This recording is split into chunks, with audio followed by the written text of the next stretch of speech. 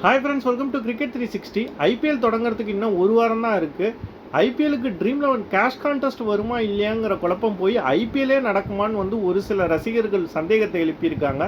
அது எதனால், என்ன காரணங்கிறத தெரிஞ்சுக்கணுன்னா ஃபுல் வீடியோவும் மிஸ் பண்ணாமல் பாருங்கள்.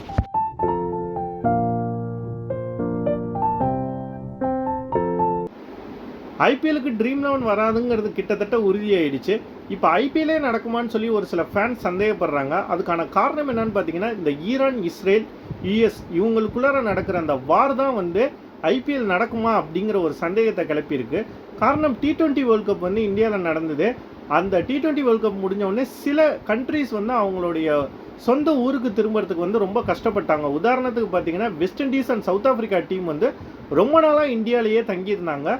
காரணம் இந்த ஈரான் இஸ்ரேல் வார்னால அந்த மிடில் ஈஸ்ட் கண்ட்ரீஸில் ஃப்ளைட் ஆப்ரேஷன்ஸ்லாம் ரொம்ப பாதிக்கப்பட்டிருந்துச்சு.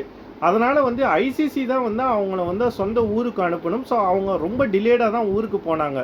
ஸோ இந்த ஃப்ளைட் ஆப்ரேஷன்ஸ், அதாவது இந்த வார் நடக்கிறதுனால மிடில் ஈஸ்ட் கண்ட்ரீஸில் ஃப்ளைட் ஆப்ரேஷன்ஸுங்கிறது கடுமையாக பாதிக்கப்பட்டிருக்கு.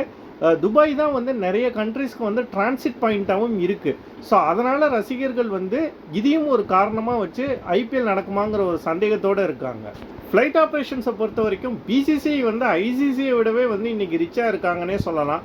ஸோ அவங்க சார்ட்டர்ட் ஃப்ளைட், அதாவது ப்ரைவேட் ஜெட்ஸ் கூட அமுச்சு பிளேயர்ஸை ஐபிஎலுக்கு கொண்டு வந்துடுவாங்க. நான் சொல்கிறது ஃபாரின் பிளேயர்ஸை துபாய் வழியாக இல்லைனாலும் வேறு ஏதாவது ஒரு கண்ட்ரி மூலியமாக அவங்கள கொண்டு வரத்துக்கு நிறைய வாய்ப்பு இருக்குது. ஸோ ஃப்ளைட் ஆப்ரேஷன்ஸ்னால மட்டும் ஃபாரின் பிளேயர்ஸ் ஐபிஎலுக்கு வர்றது சந்தேகம் அப்படின்னு நம்ம சொல்ல முடியாது. கண்டிப்பாக பிசிசிஐ ஆல்ரெடி வேறு அரேஞ்ச்மெண்ட்ஸ் பண்ணிட்டாங்க. இது இல்லாமல் மேலும் சில ரீசன்ஸ் இருக்குது. அதில் ஃபஸ்ட்டு பார்த்தீங்கன்னா, இந்த எல்பிஜி ஷார்ட்டேஜ், அதாவது சிலிண்டர் ஷார்ட்டேஜ், இதுக்கும் ஐபிஎலுக்கும் என்ன சம்மந்தம்னு பார்த்தீங்கன்னா, ஐபிஎல் கிட்டத்தட்ட 8லேருந்து 10 ஸ்டேட்டில் நடக்குது. அந்த 10 ஸ்டேட்லேயும் இந்த பிளேயர்ஸ் தங்கி இருக்கிற ஹோட்டல்ஸுக்கெல்லாம் பார்த்தீங்கன்னா, ஆல்ரெடி நிறைய ஹோட்டல்ஸ் இந்தியாவில் அங்கங்கே எல்பிஜி ஷார்ட்டேஜ்னால மூடி இருக்காங்க. சில ஹோட்டல்ஸ் லிமிட்டட் ஸ்டாக் தான் வச்சுருக்காங்க, அதாவது ஒரு பர்டிகுலர் ஐட்டம்ஸ் இல்லை அப்படிங்கிற மாதிரி சொல்கிறாங்க.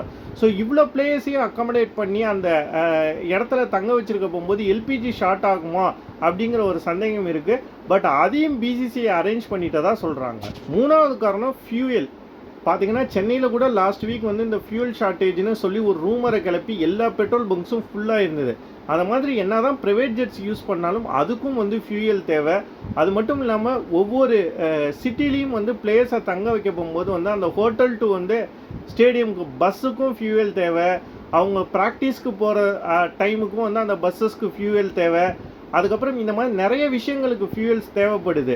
ஸோ அதுவும் ஓரளவுக்கு நிறைய கன்சியூம் ஆகிறதுக்கு வாய்ப்பு இருக்குது. ஸோ இதெல்லாம் பிசிசிஐனால் மேனேஜ் பண்ண முடியுமான்னு கேட்டிங்கன்னா, இப்போ ரீசெண்டாக கூட பார்த்தீங்கன்னா, பெட்ரோலியம் மினிஸ்ட்ரியிலேருந்து சொல்லியிருந்தாங்க எந்த ஃபியூயல் ஷார்ட்டேஜும் இல்லைன்னு சொல்லி. இன்றைக்கி இந்தியன் ஆயிலில் அவங்களோட ஸ்பீட் பெட்ரோலை மட்டும் கொஞ்சம் ஒரு 2 rupees ஏற்றிருக்கிறதா சொல்கிறாங்க. ஸோ ஒருவேளை ஃபியூயல் ப்ரைஸ் இன்க்ரீஸ் ஆகிறதுக்கு வாய்ப்பு இருக்குமோ ஒழிய அது ஷார்ட்டேஜ் ஆகிறதுக்கு எனக்கு தெரிஞ்ச வாய்ப்பு இல்லை. அதையும் எப்படியாவது பிசிசிஐ மேனேஜ் பண்ணிடுவாங்கன்னு தான் நான் நினைக்கிறேன். இந்த 3 ரீசன் வச்சு தான் இந்த flight operations, LPG shortage and fuel shortage இதெல்லாம் தான் ஐபிஎல் நடக்குமான்னு சொல்லி சில ஃபேன்ஸ் சந்தேகப்பட்டாலும் பிசிசிஐக்கு அட்லீஸ்ட் இனிஷியலி இந்த ப்ராப்ளம் இருக்காதுன்னு சொல்கிறாங்க.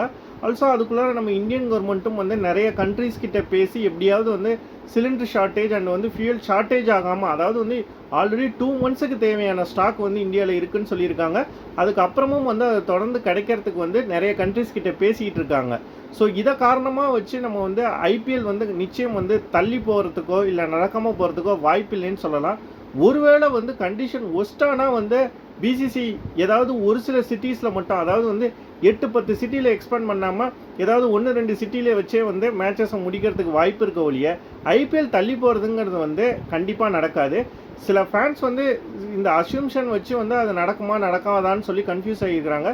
பட் பிசிசிஐ ரொம்ப தெளிவாக இருக்காங்க. அவங்க ஃபஸ்ட்டு 20 மேட்ச் கூட ஷெட்யூல் விட்டதுக்கு காரணம் வெஸ்ட் பெங்கால், தமிழ்நாட்டிலலாம் எலெக்ஷன் நடக்கிறதுனால செக்யூரிட்டி ரீசன்ஸ்க்காக தான் எலெக்ஷன் டேட் எப்போன்னு தெரிஞ்சுக்கிட்டு அடுத்த கட்ட ஷெட்யூலை ரிலீஸ் பண்ணலான்னு தான் ஃபஸ்ட்டு 20 மேட்ச்சுக்கு மட்டும் பிசிஐ ரிலீஸ் பண்ணாங்களோ ஒழிய இந்த மாதிரியான விஷயங்கள்லாம் பிசிசி ஈஸியாக சமாளிச்சிருவாங்க.